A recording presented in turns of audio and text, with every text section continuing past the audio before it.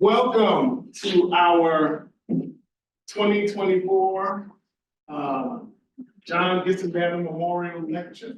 My name is Don Brooks. I'm a professor of political science and director of African and African American Studies. Thank you for joining us in person and online. This is going to be a fun and interesting evening. I will get through my introductory remarks very quickly since we're a little bit behind. So this event is an annual event that we have to remember and to celebrate our late colleague, John Gissendanner. Every year we bring someone to campus, a leading scholar, thought leader, to speak on a topic related to African American studies. John was our colleague in the English department, was at one time the long-time director of African and African American Studies, and just really one of our celebrated faculty members in college. This lecture is made possible through the John Gissendanner Fund for African and African American Study. So we welcome contributions to the fund, and so please, you can find ways to make a donation. If you're interested, contact one of us, and we'll let you know how you can do that. I need to acknowledge a few folks in the audience. Cindy Gissendanner, who's John's wife, as well as some of our other colleagues who are here. Dean Chulos, who is supportive of this event, and we appreciate that. Without much ado, though, I want to get right to our speaker, who is, I know who it is, I just lost my mind. Dr. Psyche Williams-Forson. She is a dynamic scholar and a leading expert on African American foodways and culture and theorizing about culture and food and power, etc. So I'm going to read her bio, and then I will turn it over to her without much further ado. Okay, Dr. Psyche Williams-Forson is professor and chair of the Department of American Studies at the University of Maryland, College Park. She is author of Eating While Black, Food Shaming and Race in America, which is the winner of the James Beard Media Award for Food Issues and Advocacy. She's co-editor of Taking Food Public, Redefining Food in the Changing World, and she's also the author of Building Houses Out of Chicken Legs, Black Women, Food, and Power, which is also an award-winning book. She is known nationally and internationally for her work in building the scholarly subfield of Black food studies, and she has published numerous articles on topics such as Black women, food and power, food and literature, food and sustainability, race, food and design, thinking, eating, and workplace cultures, et cetera, et cetera. She's again, we are lucky to have her here. One of the exciting things is when I told Dr. Gissendanner who the lecturer was going to be, she said, "Oh, I just saw her in a documentary the other day. I was showing to my class." So we thought that was pretty, exciting. That means that we're doing the right thing. So without further ado, I'm going to turn it over to our speaker, Dr. Williams-Forson. Thank you. Thank you very much. And apologies, technology and all of that, and then a little bit of my miscommunication about directions, but I've actually been on your campus for a good hour or more, but moving about and so forth and so on. But I'm pleased to be here this evening. I'm not going to bend your ear too much. I'm fully aware it's the end of the semester. We're all exhausted, tired, and all of those things, especially our student. I was fortunate to have my own student who's at the University of Maryland who said, "Oh, I'll ride with you." So I'm thankful as she sits over there and does her work for tomorrow's class or what have you. So I'm fully aware of how folks are doing. Many thanks to Professor Wargs, Professor Gissendanner. I hope I didn't mess it up too badly, for both the invitation and the opportunity. Also wanted to recognize Ria Ned. Ria? Is Ria? She might be online. And also Tamlin Tucker Wargs, who are my colleagues from the University of Maryland. And anyone else whom I might have missed. So the Tempest and the Teapot, or the Garden Spot, Black folks and the cultural politics of shaming. I don't know how many of you are familiar with Tempest and the Teapot, this statement. Okay. So essentially, a tempest is a commotion or disturbance or a tumultuous situation. And the tempest in the teacup or the teapot originated in 52 BCE in the writings of Marcus Aurelius Cicero. So it's a phrase that translates as stirring up billows in the ladle. So stirring up a commotion.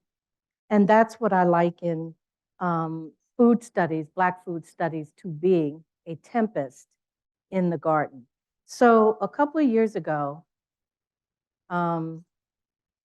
in Washington, D.C., an unsuspecting African-American Metro Area Transit Authority employee was photographed while in uniform eating while riding on the train. Natasha Tynes, who was a passenger on the train, took a photo of this person and tweeted it with a comment, and I'm quoting the comment: "When you're on your morning commute and see at WMATA employee in uniform eating on the train, I thought we were not allowed to eat on the train. This is unacceptable. Hope at WMATA responds." When Tynes said something to the employee who was eating on the train, the employee responded, "Worry about yourself." So when I read that story, part of me asked, what would possess Tynes, an author and World Bank employee in Washington, D.C., to take a picture and post it along with a tweet, a written tweet? Why did anyone other than those on the train need to know what the employee was doing? And why did Tynes feel as if it was her duty to inform the world via social media? What was the actual point of this communication? And could it only have been accomplished by shaming another human being? So most of us who use the DC metro area, or metro as you might know it to be called, we're familiar with you can't eat, you can't breathe on the train. And so a lot of people were probably happy about that. But in fact, what was going on was that Metro had passed a policy saying they were no longer going to fine people for eating, playing music, and so forth on the train. The employee knew this. Natasha Tynes did not. And so while Natasha Tynes thought she was shaming the employee, in fact, the employee was not shamed, but fully aware of what she was doing. So Eating While Black looks at how Black people's food cultures are shamed and surveilled, even in the most innocuous situations and innocent situations. I situate this discussion within a broader context of structural and systemic racism, violence, degradation, socioeconomics, and exploitation, characteristics that have always been inflicted upon Black people in American society. And I specifically discuss 3 sites in this book. I look at movement and displacement, cultural trauma, and informal or formal food spaces. I do this work by telling stories.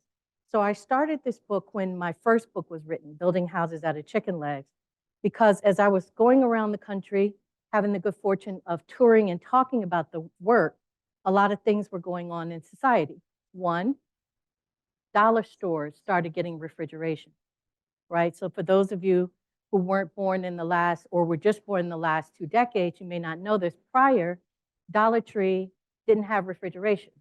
They only had balloons and all of that kind of stuff. Suddenly, they started selling milk and cheese and other food products as well as bread.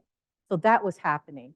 A lot of stores, Walmart, Target, started taking EBT and other kinds of payments. And then the other thing that was happening is that a lot more farmers markets were coming up and community gardens. Everybody wanted to start a community garden. Well, what was happening is people would come up to me and say things like, well, how can we get these people to eat better? Or how can we start a garden in their community? And I'm like, I don't know, because I don't live in that community. I have no idea. So I was beginning to say, what is happening around food? And there was a lot of moralizing going on. How many of you have heard the phrase, I eat clean? Come on, just 3 people? Okay. Mostly all of you have probably heard it, which implies that if you don't eat clean, then you somehow maybe eat dirty. Yeah? So it's a sense of shame that gets put upon us if we are not one of a million titles, pescatarian, vegetarian, vegan, breatharian, whatever the case may be. And so we're living in a sort of Tempest area and time around food. Here's the problem, one of many, or one that I build my research off. It's from Nigerian novelist Chimamanda Adichie, and she talks about the danger of the single story. And she says, the single story creates stereotypes. And the problem with stereotypes is not that they're untrue, but they make a story incomplete. They make one story the only story. So for example, historically, this was the story that tended to be shown about Black people, that we were happy, we were chicken lovers, we were also chicken thieves, and we loved watermelon, all of which might be true, not so much the thievery, all of which might be true, and even some of the thievery. But that doesn't make Black people, that doesn't make this the only story about Black folks. Here you see an image of Mammy's Cupboard, a 1940s restaurant, which still exists, or it did as of several years ago in Natchez, Mississippi, the sort of Mammy figure.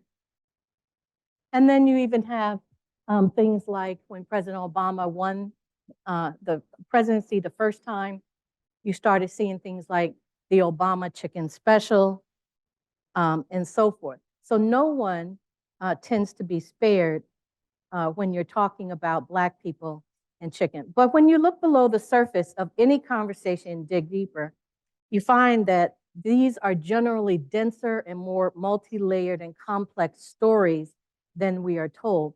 You begin to get understanding of gender, class, region, family dynamics, and more. In fact, food is such a taken for granted subject because we all eat that people don't think that there's a lot of power in the storytelling around food. However, there very much is. So I based my book and its argument off of the research of sociologists Michael Omi and Howard Winant. Omi and Winant, in their work, talk about racial projects, okay? And they argue that racial projects generally frame how we operate with race throughout the world. These projects are so normalized that they permeate every facet of our lives, from daily incidents to instituting public policies. So it is a racial project that makes a barista in Pennsylvania, Philadelphia, believe that she or he needs to call the police because a Black man is sitting in the coffee shop waiting for his friends. It's part of a racial project. In other words, it has a historical underpinning to it that leads people to believe this Black man is loitering. It is a racial project also that might have a woman calling the police because Black people are cooking out at a public beach in Oakland, right? You know Barbecue Becky? You all heard of that? Wait, I'm sorry, let me stop. Y'all, it is 4 o'clock in the afternoon, 6 o'clock in the evening, okay? Let me tell y'all something. I'm gonna need some head nods. I'm gonna need some yes or no's or something, because I'm from a Black Baptist tradition. My dad's a minister. When he says to the congregation, can I get an amen? The congregation says what? Amen. I didn't hear y'all. What? Amen. All right. So when I say, how many of you all have been food shamed? You either raise your hand or you don't. How many of you all have been food shamed? Oh, jump right out there. It's okay. How many of you have never food shamed someone else? You think, okay, I got 2 people. So the rest of you all have food shamed people? Maybe? No? Yes? Maybe, possibly, give me an example of when you food shamed someone. It's okay, we've all done it. So let me break the ice and tell you when I did it. I did it to my best friend. Went to her house. She's from New Orleans. She was so excited about this sausage that she wanted us to try. So me and two of my other friends went. We don't eat pork. So that was the first thing. I'm like, you know, I don't eat pork. I don't even know why you're asking me to come over here to eat this. So I didn't eat it, but our other friend did. So we were all looking. We were like, so what does it taste like? He threw his fork down and says, it tastes like kielbasa. All right. We thought it was funny. My friend told me later she was so very hurt because her dad had sent that sausage all the way from New Orleans. They had put it in the freezer. They had set it up for this big occasion. And we had kind of blown it off. I didn't know. So it's okay if you have food shamed people because you didn't know. So how many of you all might have food shamed someone in your lifetime? Okay, now we're talking. Or as people say all the time, cooking with gas. Okay, it's okay. Not every food shaming incident is part of a racial project. What I'm talking about here is a very specific set of incidents that tend to follow Black people's lives because people think that Black people only eat chicken and watermelon, okay? The other thing folks don't realize is, enslavement lasted a long time. And when you think about folks who came over during the Middle Passage, before and after, people were coming from all countries. You had lots of different ethnicities. You had some Muslim people, you had some non-Muslims, you had meat eaters, you had non-meat eaters, okay? All of this becomes important to unpacking these racial projects that I'm talking about. And here I'm not looking at Black people as playing the victim or the race card, because oftentimes what I get is a response of, so that happened a long time ago, what's the big deal? But as Kimberly Crenshaw, Richard Delgado, and Jean Stefanik identify several premises on which racial projects and issues of intersectionality, critical race theory are based, namely the idea that racism is ordinary, okay? The idea that racism is ordinary. And of equal importance to their theories is the argument that racism is much more than individual prejudice and bigotry, but racism is systemic. It's a feature of a social structure. It is so embedded in our social structures that racial inequality often gets misrecognized as a natural process rather than a byproduct of a system of racial domination or a racialized social system. So it's part of that theory and that underpinning that doesn't allow us to recognize that during enslavement, some Africans and African Americans had gardens and raised their own food. Some, as I said, were Muslim. Some were classically trained in how to prepare cuisines. So what does all of that say for this topic? It suggests that it's almost impossible to believe that every Black person only eats a very narrow set of foods, and that we weren't somehow, along with Native peoples, some of the original vegetarians and vegans. Now, one way that this happens, that I talk about in the book, one way that this narrative continues to happen is through a process called sacralization. Dr. Howard John Wesley, who's the pastor of Alfred Street Baptist Church in Alexandria, Virginia, during COVID, talked about the way that the Cosby Show prepared us for the Obama presidency. Popular culture, years before it happened. And in that conversation, he talks about a process called sacralization. With sacralization, he says, this is his quote, "You can kill 1 million Jews in the Holocaust and say it's the will of God because the Jews killed Jesus. Through sacralization, you can convince yourself that it's all right to eradicate Native Americans and their tribes and put them in reservations while you steal their land and call it manifest destiny. because you liken yourself to Israel and America is your promised land. Through sacralization, you can oppress LGBTQIA plus peoples because you got a distorted understanding of the word abomination. And through sacralization, you can endorse the enslavement, torture, lynching, and killing of African people and support apartheid because you believe in the curse of Ham. Now, you may say, what does this have to do with this talk? The curse of Ham. During enslavement, Black folks were basically convinced that they were enslaved because they were the descendants of Ham. And in the interest of time, I won't unpack that too much, but it has everything to do with the movement of Black people in American society. We are not the curse of Ham because Ham wasn't cursed. His grandson was cursed. And so the ways that people use religion to justify racism is at the core of this issue. And so I put that there because I need you to see that notion of being a cursed people juxtaposed to our reality. Here you have women like the women in Gordonsville, Virginia, who had an entire entrepreneurial enterprise in the 1800s, selling foods like chicken, watermelon, eggs, cakes, pies, coffee, and so forth. These women called themselves waiter carriers, and they are known as some of the first entrepreneurs in Orange County, Virginia. Then you have women like Julia Brown, who was also an entrepreneur, who traveled along the trains and sold her chickens as part of her business, right?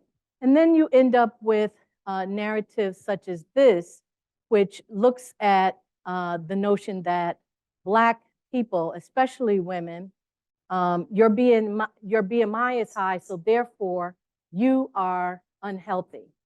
Well, according to this wellness section article, Why BMI is Flawed, and especially a flawed health standard for Black people of color, partly because our bodies are not genetically designed the same way as Europeans, and because BMI was based on that model, we tend to be always coming in as much more obese because we have hips, butts, breasts, et cetera, that may be thicker than an average European person. Now, I'm simplifying this for the purpose of getting through this conversation, but I urge you, if you're interested, to be in touch or read the book and you can get a much more unpacked conversation. So from sacralization to this kind of narrative, too much Southern food can cause a sudden heart attack, but Mediterranean diet reduces risk. What the article doesn't tell you is too much of any kind of food can probably cause a sudden heart attack, including probably Mediterranean. But the notion is that Southern tends to be equated to Blackness, right?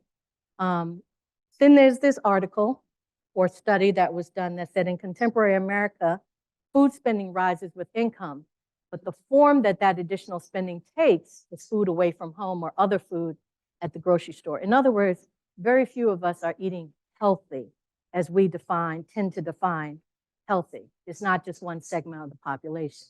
So I tied this notion of movement and sacralization to the story of this young woman, Latricia Avery, who at the time of this book was 12 years old, teased by her friends, called King Kong. I do an entire reading in the book about what I think is going on in the expose by the Washington Post that talked about Latricia, poor Latricia, at that time. She's a 12-year-old girl. I want you to hone in on this for just a moment because as I do the reading of the way that the Washington Post talks about her as being an obese young lady, probably going to die, etc., they neglect to focus on some other things. For example, here we see Latricia looking at her classmate on the equipment as if she, Latricia, has not also been on the equipment, but just happened to get off. The implication here is she's probably too big. She's 200 pounds, 5'7", so she can't or doesn't want to exercise.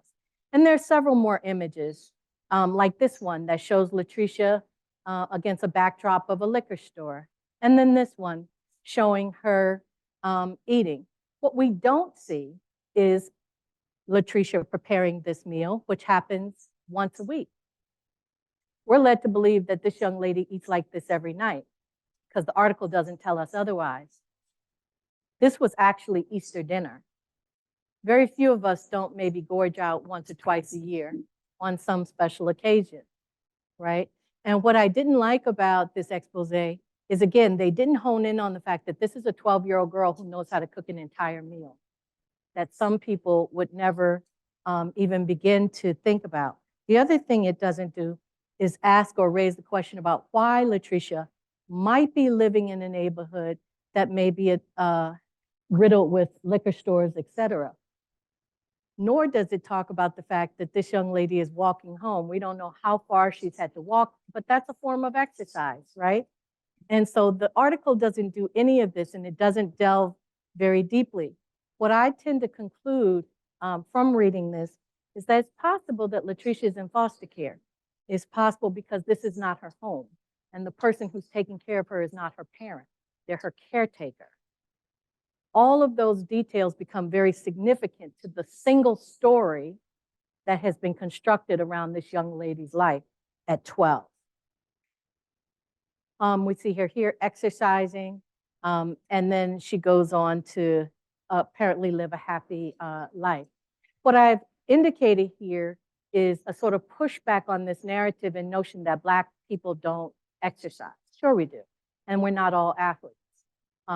We walk, we run, we run 5Ks, we run marathons down at the Inner Harbor for the women's 5K run every summer in the blistering heat. We do all of these kinds of things, and yet there's a pervasive narrative that we don't like to work out, we don't like to exercise and things of that nature. There's also a narrative that suggests that size would prevent you from doing those things. But as you can see here in these images, that is, again, part of a single story that does not define Black people's lives. So we eat a lot of different foods, not just the ones that are here, but we also don't have to necessarily give up our cultural foodways simply to be hip and in keeping with what society tells us that we should be. I conclude the book by talking about something called eating in the meantime. And what is the meantime? The meantime is the time when we're waiting for the agricultural and industrial food system to change. Where are we supposed to get food while we wait for that to happen? In Eating While Black, I'm a huge supporter of Dollar Tree, dollar stores, bodegas, corner markets. I say you get food where you can get it. Not all of us live in food deserts because we are poor. Some of us live in food deserts because there are just no grocery stores in our neighborhood, or you have to drive to it. That doesn't make us low income. It doesn't even make us bad people. It means we chose an area that doesn't support a supermarket. It also doesn't mean that the supermarket is going to solve everything for you. You can go to a supermarket depending upon the time of day, unless you're at Whole Foods or maybe Trader Joe's, and your produce and so forth may not be in its best state because it's been picked over after a long day. But that's when places like 40 Acres Fresh Market comes into play, local markets, markets that are established by groups and community organizations, like Peaches and Green, which has finally become brick and mortar and used to be a traveling van sharing foodstuffs with people. There are also different types of Black-owned companies and other community groups that are coming together in places like Chicago, also in Baltimore, to distribute food. There's an entire farmers market developed by an African-American pastor here in the city who is doing some phenomenal things in his community in terms of providing fresh fruits and vegetables. And there are other community activists in the city who are doing the same thing. So this is what I call eating in the meantime. I also look at the fact that, yes, some Black people do grow their own food, many more perhaps since COVID, and certainly many more since we've started talking about growing our own food. My former neighbor, Ms. Shipman, in Buffalo, New York, who managed to grow all of these foods in the cold season, because Buffalo is cold year round. Even when it's hot, it's cold. And so she's able to grow some amazing types of food. Not all of us need or want to go to the farmer's market. This is a farmer's market in North Carolina that I toured that really offers EBT, but I'm not really sure how much EBT, your EBT credits will translate when you're ordering or buying pasture-raised pork, you know, free-range eggs and grass-fed beef. That stuff is really expensive. You could put a half or a quarter of a pound of grass-fed beef on the scale, and it'll run you $50 easily. And so when you start thinking about what's available at a farmer's market and what farmer's market most appeals to you, I have decided that what I would be looking for is a market that has what I call Black food energy. This is the Amish market in Laurel, where on any given day of the week, when you go Thursday, Friday, Saturday, not any given day, but Thursday, Friday, Saturday, you'll find scores of people of color populating the prepared food, especially at this area, the fresh food, and also the fresh meats and chicken. Black food energy, when I look for a farmer's market, this is what I'm looking for. In particular, I'm looking for this right here. Your Blackness is welcome. Why do I say that? Because it's not about, I want to go to a segregated market. I want to go to a market that's going to have Black vendors. Because I know that Black vendors are going to know how to cater to Black people. All people of African descent, whether they live in the North or South America, Caribbean, or any part of the world, are Africans and belong to the African nation. But more importantly, or equally as importantly, I'm going to see foods that I can recognize. Muscadine, bean pies, blackberries, squash, blueberries. I'm going to see zucchinis and leeks. I'm going to see soap, probably going to have some incense. Most likely I'm going to have some music as well, maybe some mixtapes or something, some maple syrup. I'm going to see ceramics. In other words, I'm going to see a cornucopia of things that are being sold by people who look like me to let me know I'm in a safe space or a relative safe space. And so this is what I call eating in the meantime, because we have to figure out multiple ways to access food that don't just require the system to sanction what we can eat, where we can eat, and from where we can eat. So Dollar Tree, as I said, where you can get milk, bread, different types of food. They accept food stamps. Here's how I know this is true. Because right down the street from this particular Dollar Tree in Laurel is a Giant. And when I first started doing this project, I went in the Giant and I happened to start seeing dollar steak, the same items that the Dollar Tree was selling. So that let me know Dollar Tree was onto something, because if your local big box supermarket is going to try to compete with the Dollar Tree, then they must be doing something right. My point is, prior to raising the prices to $125, and then I think they've gone up again, people on a fixed income or anyone could do a one-stop shop in the Dollar Tree. Why is this important?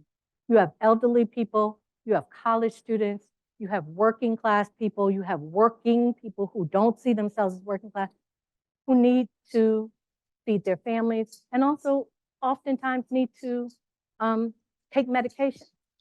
You don't want people deciding, do I take medication or do I buy food? We should be able to do both. So if you have $21, $25, you can still get 19, 18, or 17 items. You can make healthy vegetables, fruits and vegetables for people. And just because we see a salad, we think it's healthy, not necessarily. Some people, for example, are allergic to tomatoes. So we have to be very careful about what we decide is healthy for someone else. Here's a vegan meal, seitan, tofu, and kale. You've got beans and fresh, other kinds of fresh vegetables that you can get from the Dollar Tree. So you can also supplement your meals with fresh foods, pasta, beans, and so forth. There are ways to eat in the meantime. Here is a Ghanaian dish of goat meat and sauce and so forth. So I conclude this book by talking again about why it's important not to make assumptions about people's lives, right?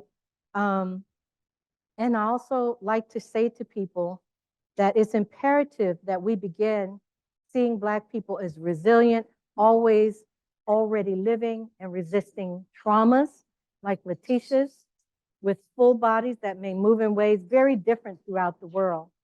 It's important to begin valuing Black people, not seeing us as unruly, always in need of taming and controlling an ideology that is very much not far removed from a master-slave mentality, but seeing us as fully capable, like anyone else, of contributing to multiple aspects of society, from the kitchen to the boardroom.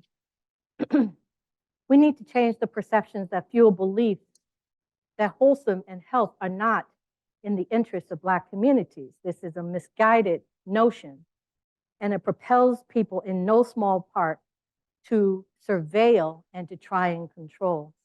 We do not need this. Consider instead that when our bodies are saddled with extra fat and or dis-ease, it may well be that we are exacerbated by the vicissitudes of life and myriad systemic inequalities and other life challenges, just like anyone else. It is not that our kitchens are unhealthy, but our souls are weary and tired.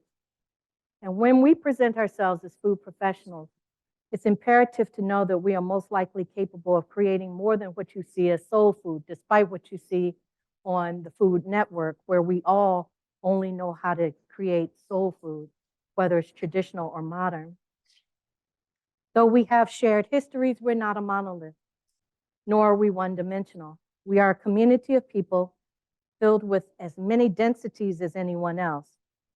And people, when you are inclined to worry about us in the workplace, at school, in our houses of worship, or anywhere else, I think it's important for you to ask us first what we want, what we know, who we are. Otherwise, you should probably do what the Metro worker said, and that's worry about yourself. Thank you.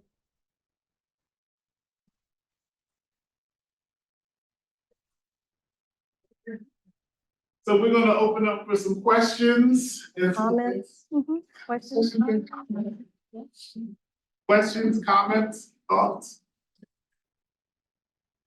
Questions? Oh, there you go. Up front, Dean Chulos has a question. I mean, if no one else does, We can get us started. Yeah. first I want to just think, I think it's brave to even talk about food during. I know, right? Always. That was the point, right? To have you salivating. I really,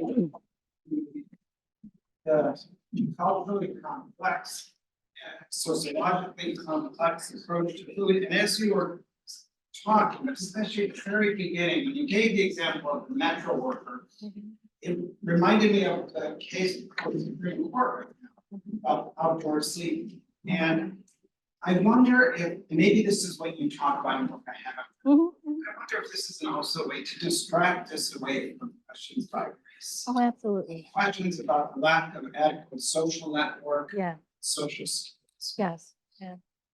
Thank you for that comment. And I don't know if that's how you're thinking about that too. Same thing about the race. Oh, absolutely. Yes. Thank you for that. The question was about whether or not these conversations are designed to distract us away from real important issues. And I do make that point in the book. That's part of the Tempest in the Garden Pot. It's a much ado about a lot of nothing in many ways, right? I was on a panel a couple of months ago, and a person said, well, you know, Black people died the most during COVID, and because of our diets. And I was like, well, and also affordable health care and lack of affordable housing, and maybe a lack of a minimum wage, and a huge disparity in the wealth gap in the United States, right? All of those things, which would contribute to larger percentages of Black people dying during COVID because, hey, can't get to the hospital because I don't have insurance because I'm working as a lecturer. It doesn't carry insurance. Or I work in a minimum wage job. And oh my God, my dad just had a stroke and now my husband's in the hospital and now I have to do this and I have to do that. So I have to use my Family Medical Leave Act, right? Not to scare you all, but these are life issues as you get older, right? You're dealing with all of this in one weekend, like myself last weekend, or your life partner dies or whatever. There are not enough safeguards in place, right? But so by focusing on food, we really do minimize people's lives and the real issues that folks are dealing with in that capacity. Yeah. I have a question. By the way, when we finish here, we have a receptions, we have some food available back in the liberal arts building on the fourth floor by the LA Cafe. So when we leave here, we'll kind of migrate over there and have something to eat and chat. Probably not this, but but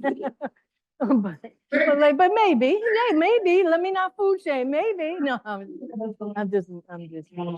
So I have a big question. I was thinking about food shaming and just discourses around food, and I was thinking about, when we were younger, back in maybe the late '80s, early '90s, where there was, wave of sort of nationalist thought, consciousness thought. And in that context, there was a lot of discussions around food, where eating a certain way was like, the hip or cool thing. And not eating a way was sort of like, not eating a certain way was viewed as problematic. So I was wondering if you could just talk a little bit about that intersection of kind of nationalist ideas and food and just how those things are intertwined and what just tell us a little bit about. Good. And what Professor Works is referring to is the Nation of Islam, for example, who advocates more of a vegetarian and vegan lifestyle. Or did back in the days of early days of Elijah Muhammad, the Honorable Elijah Muhammad. You also had Black Panthers, however, who were creating food pantries out in Oakland. You had Father Divine, who was also running a soup kitchen. So you had a lot, and the breatharian remark that I made earlier is not being facetious. That's a nod to the late Dick Gregory, who for a while thought he could survive as a breatharian. I absolutely agree with all of them. Absolutely. Many folks today have ascribed to veganism, vegetarianism, because it cleanses your body in some instances of various toxins. I, for example, when I had a severe sinus infection during my master's thesis days, was told to call a physician here in Baltimore who was both a holistic doctor and an MD. And the first thing he asked me is, have you been eating milk? And I said, yep, I just had some ice cream. He said, get off all the ice cream and the dairy. And he was absolutely right. He told me to get some vitamin C with bioflavonoids and so forth and so on. So I know it works because I do it in my own life, right? Almond milk, rice milk, because back then we only had soy dream. But now you have a number of different ways that you can consume milk or dairy products. Everybody has to do what's best for them, is what I say, and that's between you and your physician, not between you and your grandmother, you and your significant other. They might want you to eat a certain way, but it's really between you and your health professional. And I'll share this very quickly and tell you why. I was in graduate school, and I talk about this in the book. I was in graduate school with a woman who was a vegetarian all the way through grad school. I always felt bad. I was like, oh, I should get this. Years after we get out, I went to visit her in the lower southwest half of the United States. And she said, I had to stop being a vegetarian because when she moved to that region, her blood was very different and she was exhausted all the time. Finally, her physician said, I know you don't eat meat. I just need you to try a little bit for a couple of days. And lo and behold, it did something to her system because the temperature in the Northeast is very different than in the Southwest. If you've ever flown, for example, out to the upper Midwest or West, we were in Denver. Well, actually, we were up in the mountains last January. The moment you step into that area, you can feel an altitude shift. You have to be careful with your breathing. You have to have a lot of water, right? Your feet could swell. So there are parts of the United States that are not like Baltimore. So what works for you here may not work for you somewhere else, and you may have to add something to your diet or take something away from your diet. So I completely agree with those folks. I just think that we should not be in the business of mandating what everybody should do. Because in this age of climate change, when all of our bodies are undergoing a variety of different exposures to unclean water, unclean land, thus unclean food, food with pesticides, et cetera. I mean, that's just our reality. Some people don't clean their vegetables, some people do. We're ingesting a lot of different things, so you have to do what's best for your body. Yes, ma'am. I really like the fact that you said like you go to markets with like Black food energy. Because my family, they go to markets, like food markets a lot, and I'm from DC as well, so whenever they go places, especially my aunt and my mother, they're like, I wish there was more vendors or like that look like us. So I like the fact that you showed that there are markets that do Black vendors, but I feel like there should be more. Yeah, absolutely. Well, you know, I found out, and I talk about this in the book, you know, there's a politics to farmers markets. People think that these are just spaces that you're going to buy food, but there's a lot of politics. Having no duplication of vendors, who can afford the fees, who should be placed beside whom. There was a whole discussion over on IG over COVID because a well-known market in DC, downtown at DuPont Circle, right, which has a couple of different locations, posted on IG during the height of the George Floyd murder conversation, discourse, that they very much, because, you know, we're in a moment here in this country of diversity, rocks. Now we're not there right now, but we were a couple of years ago during COVID. And why that's significant is because this market came out and said, we promote diversity. And a group of Black and brown vendors rallied together and said, absolutely not. You will not call, and because they named some of the vendors, and these vendors said, absolutely not. I've been rejected every time I've applied. You will not use my mark, you know. And so that's when I found out really about the politics of farmers market. In the example that I showed you that had the EBT, it was interesting because I was touring the market before it opened. Not a single, well, one person of color vendor. He was all the way at the end and he had compost worms. So he didn't have food, he had compost worms. There was one Black man who was there. He was an older gentleman who was, and he had EBT needs because he was talking about it. And I kept asking myself, what is he gonna buy? Because they have a lot of kohlrabi, a lot of grass-fed beef, a lot of this, but nothing that he looked like, there were no carrots, for example. So I say all of that to say, that's also when I began to understand the politics of the farmers market, because the reason the market was there is they had moved out people in the Black community. They had gentrified the space and then got a grant to establish a farmers market on the space that they gentrified in order to attract more people of color to the market. Make it make sense. So why would you do that and not go into the community where the people are, but ask them to come back to a place that used to be their home that has been cleared out in order to make way for a multi-million-dollar home? So there's a lot of this that goes on throughout the nation. And so that's for one reason too, for me. If I don't see Black and brown vendors or see any of those accoutrements that I was mentioning, I'm not really comfortable because I'm looking for lots of things, a one-stop shop. I don't have time to go all over the place on a Saturday morning, right? Yes, ma'am. Yeah, I was interested in your example of the Dollar Tree. I've never seen it. Right, the ones around here do not. My students, I had a couple of students from out in California, Nevada, because of course the climate is different. So they go to markets that have everything. They sent me pictures of all kinds of fresh fruits and everything. We don't really have those in our market, but we do have frozen. Yeah, right, you do have frozen. And so you can do a variety of things. You can get frozen broccoli, thaw it out. You can mix it with different things. So there are a lot, and there's some cookbooks now, cooking at from the Dollar Tree. But at, like say Dollar Tree that offers canned items, they often don't offer low sodium. Right, right. So what I grew up in a household with a diabetic from the time I was 6. One in the 80s and 90s, a little earlier than that. But so we learned early on, if you have canned stuff like that, you have to rinse it. We had to rinse the sugar off. We had to rinse off it doesn't get it all off, right? And then we also grew up cooking with a lot of garlic to balance, that salt. So there are a couple of different ways that you can do, but right.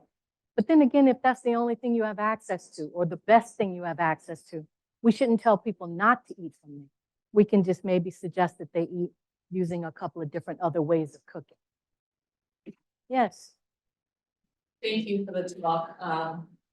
I appreciate the politics piece, the political piece, but what I would also see is the counter narratives that are being presented, especially where you mentioned Southern foods versus Mediterranean, right? So we're validating, dare I say, I can call it Eurocentric or whiteness again, valuing Blackness when we speak of the Southern foods.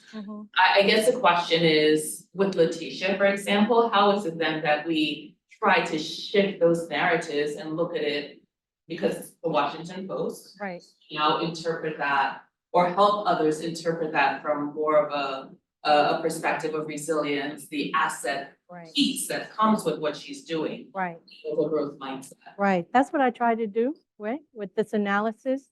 And the question had to do with the devaluing of Southern food in favor of Mediterranean food. Believe it or not, there are people that are allergic or can't eat the ingredients that comprise of a Mediterranean diet, largely tomato, olive oil, maybe salmon and other kinds of, omega-3s and so forth. So when I first came across Letitia, it was because I was giving a talk for the University of Maryland Health and Wellness Center, or the counseling center, who had a health and wellness component. And I was saying, you don't have to give up the corn pudding. And she doesn't. She could, first of all, be told, you do an amazing job of cooking. Let's look at how we cook these products with less salt, less sugar, less maybe whole milk. You can use almond milk or what have you.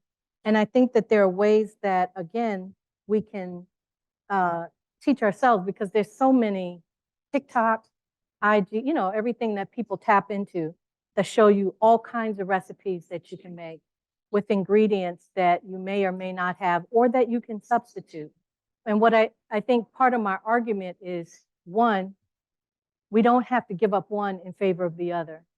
And two, we can learn, like anyone else, how to make substitutions. And three, we should celebrate the fact that this young girl at 12 learned how to cook an entire meal. And not only did she learn how to cook an entire meal, she knew how to sew.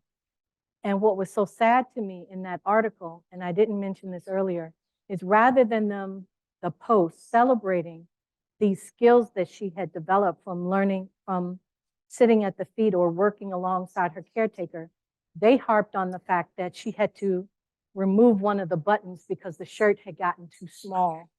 And that was their focus. And so my whole point is that it was shame beyond belief rather than uplifting people. When I came through school, we had Future Homemakers of America and Future Farmers of America. Okay, I don't necessarily ascribe to those particular labels, but you had women and men in both. You have folks learning how to cook in future. That's why I said I don't ascribe to it, because the guys didn't really want to take it because it was Future Homemakers. But you also have future farmers. We have mechanic and shop, right? Oh my God, I wish I had taken up shop, right? Because I'd be right on IG with some of these folks doing all that woodwork, doing my own house. That's the thing we should be celebrating, as opposed to just saying it's bad, it's wrong, not good for you. Does that answer your question? I think it's more from a systemic piece. Yes. We're coming into it with this other perspective, but how is it that we get the world to say, hey, there's so much more positive happening than. Right. Well, we gotta write more books and do more talk. I mean, you were trying to weigh in as a humanitarian and a humanities scholar. I try to intervene in policy conversations. I try to intervene in science conversations because it's not all one or the other. It needs to be a combination of both. And so I was just having this conversation on my campus about how do I become a part of an NIH grant that is talking about food and health and wellness as a humanitarian, because that's not my area, right? But there's a need for a cultural perspective that we cannot overlook. And I think until we decide that we should invite in more humanistic scholars or scholars who study culture and do this kind of research, then we're going to continue to have these narratives that primarily focus on one dimension over the other. Oh, shoot, they couldn't hear the lecture via Zoom. Oh, you all got it? They could hear? Okay, I'm sorry. I wanted to make sure it wasn't a question. Okay. Any last questions? One more. Thank you for your presentation. I think one of the things that I hear when we're talking about intersectionality of access and geographical location, I'm curious. I do a good amount of work with the youth. And there's a good amount of food shaming that happens there because they're eating Takis at 8 in the morning, right? And Right. so I'm curious of what that, Latricia was a great example. I'm glad you used her, but she's the great part of that example, right? She's making meals, right? And I don't often see that necessarily happening. So I'm curious if you could talk to that piece a little bit about food shaming youth, when obviously there are some other economic and things factors and how to change that communication tactic. Maybe I should ask my daughter. No. I know that Takis and what is it, whatever, the lemonade in the morning or what have you. Yeah, that's a hard one. Partly because young people are at an age where rebellion is part of what they do. I was just having this conversation the other day with my friend about her middle schooler. And I was like, she's in middle school. Middle school's the devil. I don't even know what to tell you. I mean, it's because you're at that point where you're trying to think through your identity. What boundaries do I push, so forth and so on. I think that as educators, the best thing we can do is say, look, first of all, we might need to have curricula, and my daughter and I talk about this a lot, that are somewhat trauma informed, to recognize that a lot of our young people are coming from trauma-informed households, right? And then, as we do at the University of Maryland and the Department of American Studies specifically, and we just had this conversation a couple of weeks ago, we have started buying food.